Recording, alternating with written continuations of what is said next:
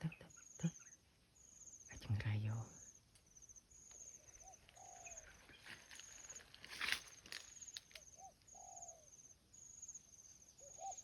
chôn con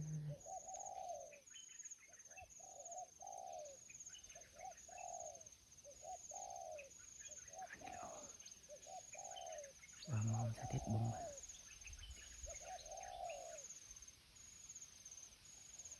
nhưng đã bị con ở đâu bay đam đã lợi đam chơi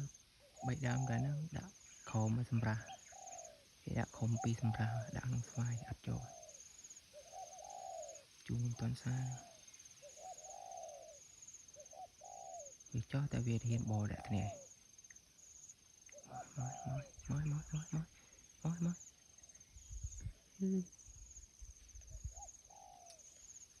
khơi nhau mình vì ở lầm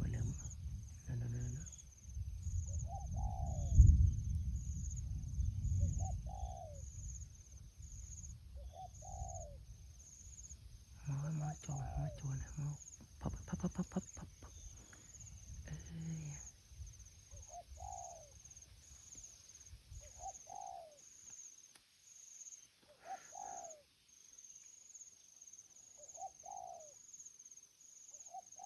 và thế này nhưng từ mơ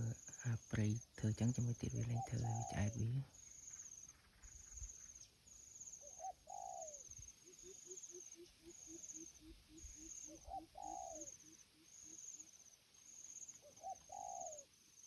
chú lên